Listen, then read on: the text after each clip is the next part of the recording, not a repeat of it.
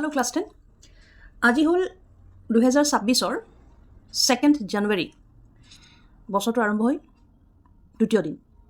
তোমালোকৰ এইবাৰ মেট্ৰিক হ'ব 10 ফেব্ৰুৱাৰীত নহয় তোমালোকৰ মেট্ৰিকৰ তাৰিখ হ'ল 10 ফেব 10 ফেব্ৰুৱাৰীত তোমালোকৰ মেট্ৰিক নিশ্চয় পঢ়া শুনা হ'ল নিশ্চয় তোমালোক সাজু বহুতে বহুত সপোন ৰাখি থৈছে নহয় ষ্টেণ্ড কৰিবা লেটাৰ আনিবা ক্লাছৰ ভিতৰত হাইয়েষ্ট পাৰ্চেণ্টেজ ল'বা ডিষ্ট্ৰিক্টৰ ভিতৰত ৰাজ্যৰ ভিতৰত চব বিভিন্নজনৰ বিভিন্ন সপোন পৰীক্ষালৈ যদি একেবাৰে আঙুলি মূৰত গণো তেতিয়াহ'লে বহুত বেছি তোমালোকৰ আৰু গণি আঙুলিৰ মূৰত দেই একেবাৰে আঙুলিৰ মূৰত গণি মই ধৰিলোঁ 30টা দিন আছে গতিকে 30টা দিনত কি কৰিব পৰা যায় সেইটো জানিব লাগিল কথাটো হ'ল এইটো যে এই ভিডিঅ'টো সেইজন ষ্টুডেণ্টছৰ কাৰণে নহয় যাৰ পঢ়া হৈছে চিলেবাছ কমপ্লিট ৰিভিজন চলি আছে প্ৰি টেষ্ট পেপাৰ কৰি আছা বেলেগ ডিষ্ট্ৰিক্টৰ ভেৰি গুড তোমালোকৰ জেগাত থাকা ভিডিঅ' সেইজন ষ্টুডেণ্টৰ কাৰণে যাৰ পঢ়া হয়তো একেবাৰে হোৱা নাই বা 50-50 বা চিয়'ৰ নহয় যে মেট্ৰিক ভাল হ'বনে মোৰ তো আজি তোমালোকক ইয়াতে এটা ষ্টাডি প্লেন দিম বুলি ভাবিছোঁ আৰু যিটো ষ্টাডি প্লেন এই ষ্টাডি প্লেনটো তোমালোকৰ হিচাপতো যিমান পঢ়া সিমানেই কম মেট্ৰিকৰ ষ্টুডেণ্টৰ কাৰণে তথাপি এই ষ্টাডি প্লেনটো মই 10 ঘণ্টীয়া এটা 10 আৱাৰ্ছৰ এটা ষ্টাডি প্লেন দিম বুলি ভাবিছোঁ তো কথাটো হ'ল 10 ঘণ্টা বুলি কোৱাৰ লগে লগে হয়তো আমাৰ যিখিনি ষ্টুডেণ্টছ পঢ়িব বেয়া পোৱা জ্বৰ উঠিছে চাগে 10 ঘণ্টা পঢ়িব লাগিব বাৰু 10 ঘণ্টাৰ যিটো ষ্টাডি প্লেন সেইটোক যদি আমি নিজৰ সুবিধা অনুসৰি ভগাই লওঁ চাবাচোন কি কৰিব খুজিছোঁ এই যিটো 10 ঘণ্টা তাক যদি আমি সৰু কিছুমান ভাগত যদি ভগাই লওঁ তেতিয়া আমাৰ কাৰণে 10 ঘণ্টাটো মানে সহজ বস্তু যেন লাগিব যদি মই ইয়াক 5টা ভাগত ভগাই দিওঁ প্ৰতিটো ভাগতে যদি 2 ঘণ্টা কৈ দিওঁ তেতিয়াহ'লে 10 ঘণ্টাটো কিছু সহজ লগা যেন হৈ গ'ল হয় তাৰমানে ক'ব খুজিছোঁ কি যে তুমি এদিনত মিনিমাম 10 ঘণ্টা পঢ়িব লাগিব আৰু সেই 10 ঘণ্টাটো অবভিয়াছলি ছুপাৰ হিউমেন হ'লেও একেৰাহে নোৱাৰে তাক সৰু ভাগত 2 ঘণ্টা এনেকুৱা সৰু ভাগত যদি ভগাই লোৱা তেতিয়া চাগে আৰামছে পাৰিম বা পাৰিম যেন লাগিছে নহয় আমাৰ চেবাৰ ষ্টুডেণ্টছখিনিৰ টোটেল ছাবজেক্ট থাকে 6টা তাৰে 5টা ছাবজেক্ট ফিক্স চবৰে একেই হয় আৰু 6 নম্বৰ যিটো বিষয় হয় তোমালোকৰ ইলেক্টিভ হয় চ' ইলেক্টিভ ছাবজেক্ট বিভিন্নজনৰ বিভিন্ন থাকে কাৰোবাৰ হিন্দী কাৰোবাৰ এডভান্স মেথছ কাৰোবাৰ ফাইন আৰ্টছ কাৰোবাৰ মিউজিক তো যাৰ যি সেইটোলৈ মই নাযাওঁ সেইটো তোমালোকে নিজৰ সুবিধা টাইম অনুসৰি মিলাই ল'বা ইয়াতে এই 5টা যি ভাগ দিছোঁ এই 5টা ভাগত আমি বাকী ছাবজেক্টখিনিৰ হিচাপত লিষ্ট দিম লগতে ইলেক্টিভ বুলি উল্লেখ কৰিম বাৰু ইলেক্টিভটোৰ বিষয়ে আমি পঢ়িব লাগিব কি কৰা যায় সেইটো আলোচনা কৰিম কিন্তু ইলেক্টিভ ছাবজেক্টৰ ক্ষেত্ৰত কি হয় যিহেতু ইলেক্টিভ ছাবজেক্ট বহুত হয় যেনে মিউজিক যাৰ তেওঁলোকৰ থিয়ৰী আৰু প্ৰেক্টিকেল থাকিব ফাইনেন্স থকাখিনি থিয়ৰী আৰু প্ৰেক্টিকেল থাকে কম্পিউটাৰ ছায়েন্স থকাখিনি থিয়ৰী প্ৰেক্টিকেল থাকে কিন্তু আকৌ যিসকলৰ হিন্দী আছে তেওঁলোকৰ ধৰি লোৱা বা এডভান্স আছে তেওঁলোকৰ প্ৰেক্টিকেল বিষয় নাথাকে সেই 3 ঘণ্টাৰ যে এক্সাম হ'ব সেইটোৱে হ'ব গতিকে ইলেক্টিভটো তোমালোকে নিজৰ সুবিধাত নিজে কৰিবা মই কিছু ইয়াত ক'ম বাৰু চেষ্টা কৰিম ক'বলৈ বাট নিজৰ হিচাপত নিজৰ বিষয়টো চাই পেলাই মিলাই ল'বা প্ৰথমতে চাওঁ এদিনতনো কিমান ঘণ্টা 24 আৱাৰ্ছ হয়নে এদিনত হ'ল 24 ঘণ্টা তে 24 ঘণ্টাৰ পঢ়িম কেই ঘণ্টা 10 ঘণ্টা মেট্ৰিকলৈকে দেই কেইঘণ্টা পঢ়িম 10 ঘণ্টা তেতিয়াহ'লে 24ৰ পৰা 10 ঘণ্টা যদি তোমালোকে পঢ়া বাকী থাকিল কিমান 14 ঘণ্টা এই 14 ঘণ্টা তোমালোকৰ যাৰ যি মন থাকে কৰিব পাৰা টিভি চাব টিভিটো তোমালোকে আজিকালি নোচোৱা টিভি বা মোবাইল তাৰ পৰিঞ্চি তোমালোকৰ যিটো গা পা ধোৱা নিজৰ যিখিনি দৈনন্দিন কাম থাকে ন সেল্ফ কেয়াৰ বুলি লিখিলোঁ নিজৰ কাৰণে গা পা ধোৱা খোৱা লোৱা কৰা যি আহে আৰু কিছু আমাক ৰেষ্ট লাগিব নহয় জানো আমি ৰেষ্ট কৰিব লাগিব ৰেষ্ট মানে আমাৰ যিটো আমি প্ৰায় এদিনত মিনিমাম 7 ঘণ্টা এটা শুব লাগে তাৰ উপৰিঞ্চি দিনৰ ভাগত পাৰিলে এটা সামান্য ৰেষ্ট এটা ল'ব লাগে যিটোক আমি ইংলিছত নেপ বুলি কওঁ নহয় ইংলিছত দিনৰ ভাগত যেতিয়া আমি সামান্য সময়ৰ বাবে জিৰণি লওঁ তাক ইংলিছত নেপ বুলি কয় এইটো জানা তোমালোকে নেপ বুলি লিখিলোঁ ইয়াতে তো এই 14 ঘণ্টাটোৰ ভিতৰত এইখিনি আমাৰ কাম কাজ আহিব ইয়াৰ বাহিৰে ইয়াত আৰু ঘূৰা ফুৰা এবাৰ ৰাস্তাৰ পৰা ফুৰি আহোঁ দিনৰ ভাগত এতিয়া স্কুল নাই ৰাতিপুৱাৰ পৰা পঢ়ি আছোঁ লগৰটোৱে কি কৰি আছে চাই আহোঁ লগৰজনী কি কৰি আছে বা ঐ ক'ত আছ মোৰ পঢ়া হ'ল নে তোৰ এইবোৰ কথা নহ'ব এতিয়া তোমাৰ জীৱনটোত বেলেগ একো নাই অকল কিতাপকেইখন আৰু তুমি দেই চ' 10 ফেব্ৰুৱাৰী তোমালোকৰ পৰীক্ষা 10 ঘণ্টীয়া এটা ষ্টাডি প্লেন দিছোঁ নেক্সট 30 দিনলৈকে আমি পঢ়িব লাগে আৰু 2 ঘণ্টা সৰু ভাগত ভগাই দিছোঁ এদিনত 24 ঘণ্টা থাকে 24ৰ 10 ঘণ্টা পঢ়াই দিছোঁ পাৰিলে ইয়াক বঢ়োৱাটো নিজৰ কাৰণেই ভাল যদি ইয়াত তোমালোকে আৰু 2 ঘণ্টা এটা দিব পাৰা তেতিয়াহ'লে তোমালোকৰ যি ইলেক্টিভ ছাবজেক্ট তাৰ টাইমটো আহি যাব বাকী যি 14 ঘণ্টা বা 12 ঘণ্টা থাকিব সেয়া তোমালোকৰ শোৱা সময় যি আৰু টিভি চোৱা মোবাইল চোৱা অলপ কথা চথাটো পাতিবা ঘৰৰ মানুহৰ লগত নহয় জানো বা নিজৰ যি দৈনন্দিন কাম থাকে সেইবোৰ তাত সোমাই দিলোঁ বাৰু এই 10 ঘণ্টাটোৰ ওপৰত আমি পঢ়োঁ এই যে দুঘণ্টীয়া শ্লটটো পৰিছে আমাৰ কি কৰা যায় নহয় প্লেনিংটো আমাৰ যিসকল ষ্টুডেণ্টছে মৰ্ণিং উঠে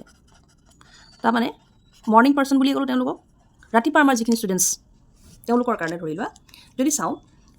যিহেতুকে ঠাণ্ডা দিন ৰাতিপুৱা উঠিব ক'লেও মৰ্ণিং পাৰ্চন হ'লেও 5টাত উঠাটো মানে অসম্ভৱ নহ'ব কিন্তু পোহৰ চোহৰ নহয় তো মই ধৰি লোৱা তোমালোকে এৰাউণ্ড 5:30 উঠিলা 5:30 AM যিখিনি আমাৰ ৰাতিপুৱা উঠা বা ৰাতিপুৱা পঢ়া অভ্যাস থকা ষ্টুডেণ্ট তো 5:30 যদি উঠিলা তোমালোকে ৰাতিপুৱাৰ যিখিনি তোমালোকৰ কাম ফ্ৰেছ হোৱা মুখ চুখ ধোৱা বা তোমালোকে যোনে যি খোৱা ৰাতিপুৱা উঠি গৰম পানী খোৱা আমাৰ চাহটো আমি খাওঁ বা কোনোবাই গাখীৰ গিলাচ হৰলিক্স যি খোৱা সেই কামটো এই 5:30 তোমালোকে কৰি ল'বা হৈ গ'ল এইটো শেষ 5:30 কৰাৰ লগে লগে 6টাৰ পৰা ঠিক আছে 6টাৰ পৰা 8টালৈ 6টাৰ পৰা 8টালৈ এটা 2 ঘণ্টাৰ শ্লট বনিল নহয় এই 2 ঘণ্টাৰ শ্লটটোত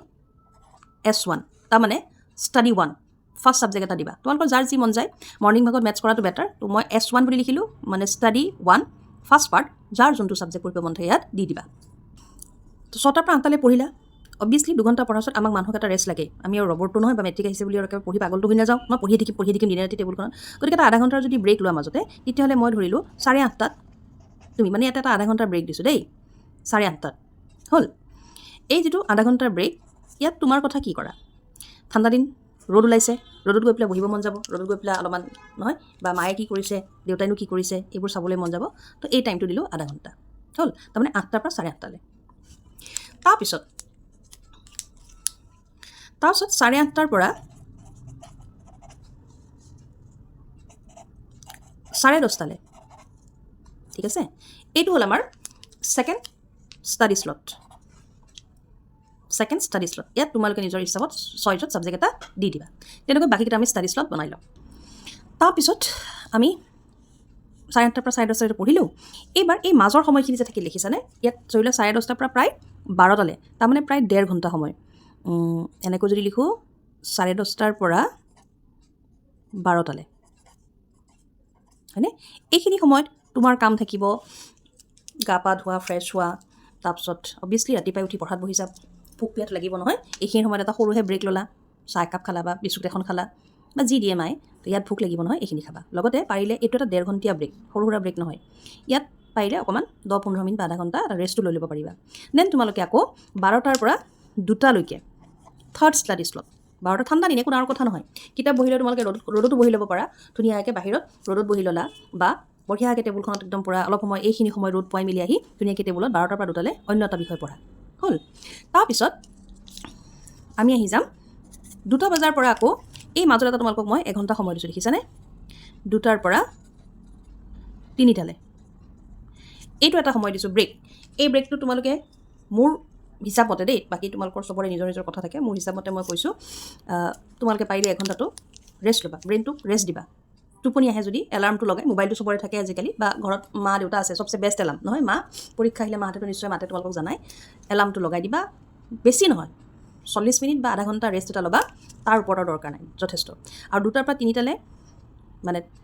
3:30লৈ আৰু ৰেষ্ট ল'লা উঠিলা আৰু ঠিক 4টাতে উঠি পঢ়িব নোৱাৰা গতিকে 3টা 4:30 টাইমত উঠি যাবা আৰু আকৌ 15-20 মিনিট ব্ৰেইনটো এক্টিভ হ'বলৈ বডিটো এক্টিভ হ'বলৈ লাগিবতো তাৰপিছত আকৌ 4টাৰ পৰা 6টালৈকে তোমালোকে নেক্সট তোমালোকৰ ছাবজেক্ট যাৰ যোনটো মন যায় সেইটো লৈ ল'বা দিছ ইজ ফ'ৰ্থ শ্লট তাৰপিছত ব্ৰেক দি পঢ়াইছোঁ দেখিছানে আৰামছে ইয়াতে এটা সৰু আধা ঘণ্টাৰ 30 মিনিটছৰ ব্ৰেক এটা দিছোঁ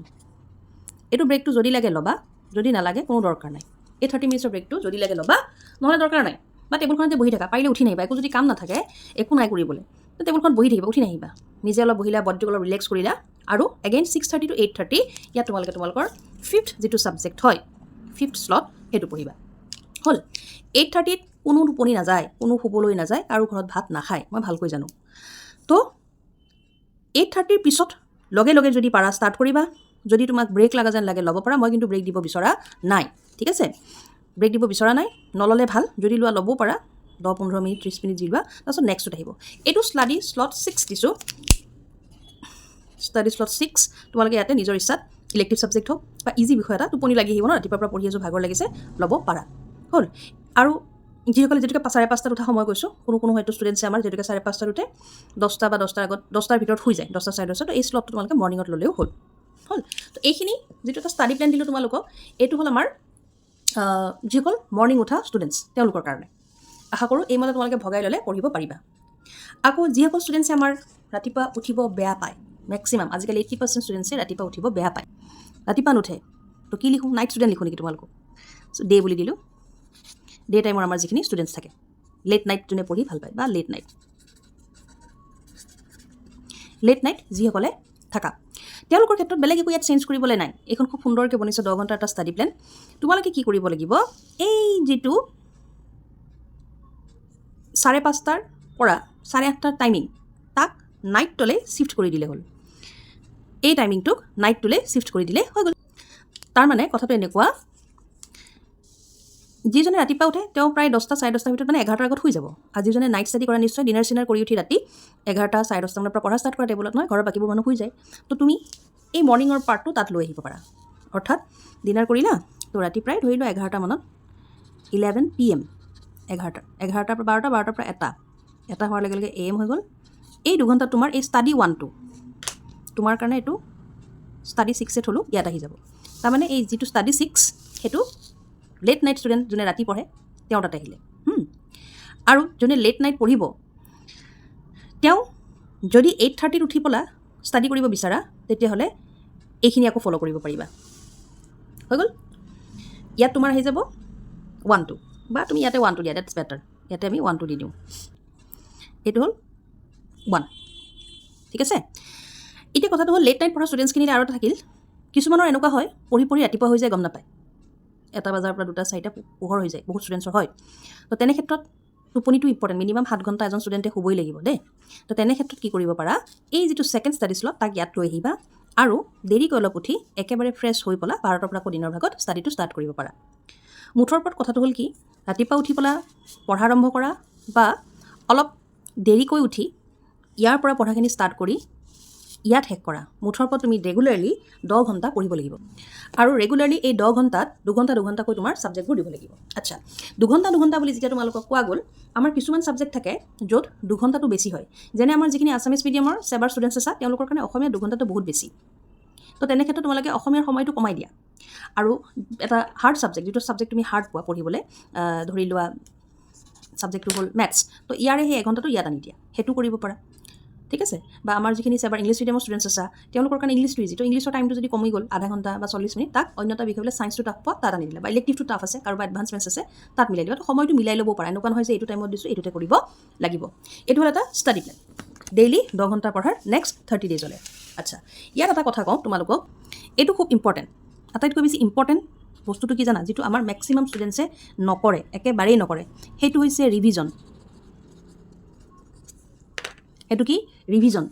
এই বস্তুটো নহয় মেক্সিমামেই নকৰে, 90% ষ্টুডেণ্টছে পঢ়াটো খালি পঢ়িহে গৈ থাকে, ৰিভিজন নকৰে। তো ৰিভিজন নকৰিলে নহ'ব। তো তোমালোকৰ যি এই 10 ঘণ্টীয়া ষ্টাডি প্লেনটো দিছোঁ, তাতে তোমালোকে নিজে মেনেজ কৰি টাইম অকণমান ওলাই, বা ইয়াতে যেনেকৈ এইটো